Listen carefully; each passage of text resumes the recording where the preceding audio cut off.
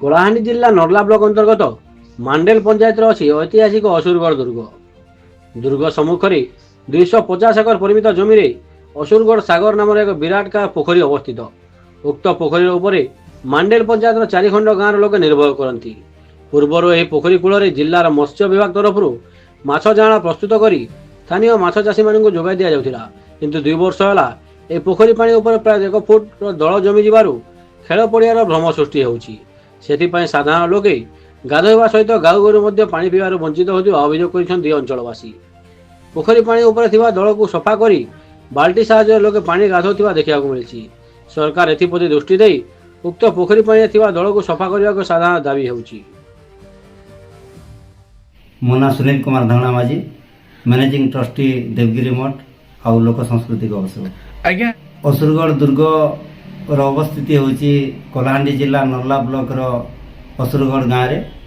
ଆଉ ସମସ୍ୟା ଘେରରେ ବୋଲି ତ ଆମେ କହିବାନି, ଯେହେତୁ ଅସୁରଗଡ଼ ଦୁର୍ଗକୁ ଭାରତୀୟ ପ୍ରତ୍ନତତ୍ତ୍ୱ ବିଭାଗ ତାର ପ୍ରତ୍ନତତ୍ତ୍ୱ ମାନଚିତ୍ରରେ ସ୍ଥାନିତ କରିଛି।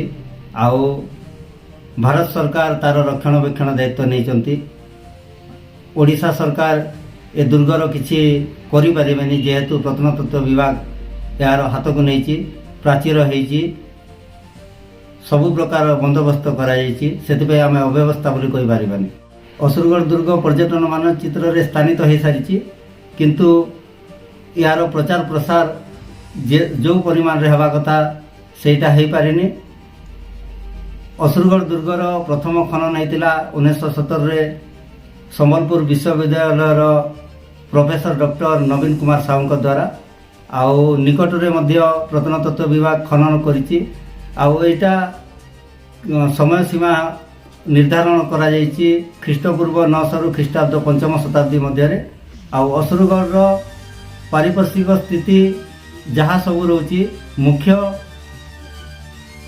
ମୁଖ୍ୟ ହିସାବରେ ଆମେ ଯଦି କହିବା, ଅସୁରଗଡ଼କୁ ଓଡ଼ିଶା ଟୁରିଜିମ୍ ଯଦି କିଛି ଧ୍ୟାନ ଦେଇପାରନ୍ତା, ତାର ପରିସରକୁ ଆଣିକି ସେ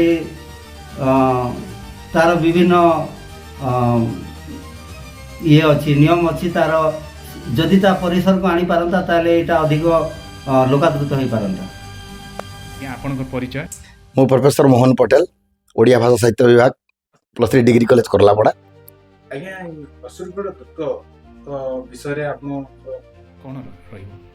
ଐତିହାସିକ ଦୃଷ୍ଟିକୋଣରୁ ଅସୁରଗଡ଼ ଦୁର୍ଗ ଗୋସୈତତ୍ୟ ସମୟରେ ଏହା ଗୋଟିଏ ମୁଦ୍ରାଶାଳା ଥିଲା ଏବଂ ଧୀରେ ଧୀରେ ତାହା ଅବକ୍ଷୟ ହୋଇକରି ବର୍ତ୍ତମାନ ତାକୁ ବିଭିନ୍ନ ସରକାରୀ ସଂସ୍ଥା ଏବଂ ସମ୍ବଲପୁର ବିଶ୍ୱବିଦ୍ୟାଳୟ ଏବଂ ଆମର ଏଇ ଯେଉଁ ଉତ୍କଳ ବିଶ୍ୱବିଦ୍ୟାଳୟ ଏ ସମସ୍ତେ ଆସିକରି ଖନନ କାର୍ଯ୍ୟ କରିଥିଲେ।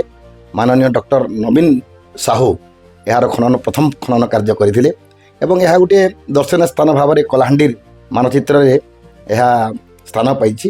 ଆମେ ତାର ରକ୍ଷଣାବେକ୍ଷଣ ନିଶ୍ଚିତ ଭାବରେ କରିବାର ଆବଶ୍ୟକତା ଅଛି।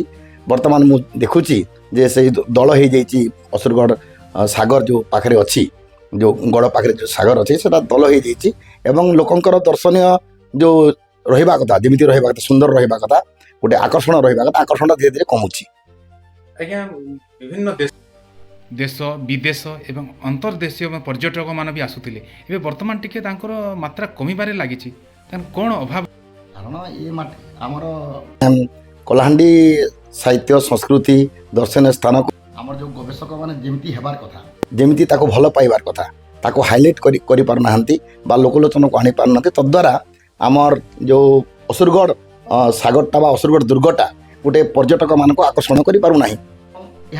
ଆମେ ଯଦି ମନୁଷ୍ୟ ସେବା ଯେଉଁମାନେ ଶିକ୍ଷିତ ବର୍ଗର ଲୋକ ଅଛନ୍ତି, ଯେଉଁମାନେ ଗବେଷକ ବର୍ଗର ଲୋକ ଅଛନ୍ତି, ତାକୁ ହାଇଲାଇଟ୍ ନ୍ୟାସନାଲ୍ ଲେବୁଲ୍ରେ କି ଇଣ୍ଟରନ୍ୟାସନାଲ୍ ଲେବୁଲ୍ରେ ତାକୁ ଯଦି ହାଇଲାଇଟ୍ କଲେ ବୋଧହୁଏ ଅସୁରଗଡ଼ଟା ଗୋଟେ ଟୁରିଷ୍ଟ ପ୍ଲେସ୍ ଭାବରେ ଆହୁରି ସୁନ୍ଦର ହେଇପାରନ୍ତା।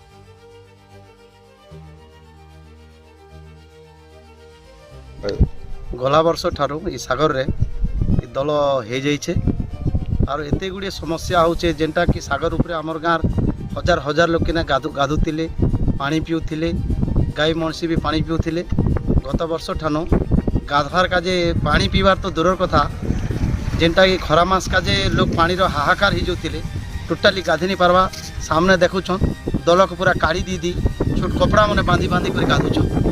আর তার সমস্যা आमे जहाँ सुनवाके पाऊँ जे सरकार पक्षे कानके भी गलाने तथापि सरकार एपर्यंत किसी नहीं करवा आमे बहुत असुविधार सम्मुखीन होचुँ सान्दुल नदी गुड़ी भी अच्छे सेने भी गाधम बोलुचुँ हेल्ले सेठा भी सुखी जाइकरी लोग पूरा पानी काजे हाहाकार हो जाइछुँ मात्र यहाँ उदय सागर बोली कलाहानी रे गोटे ना अच्छे एते सब दल ही जाइकरी सागर पूरा नष्ट हो गलाने सरकार किसी कर्ण गोचर नहीं हेबा बहुत असुविधार सम्मुखीन होचुँ आमे।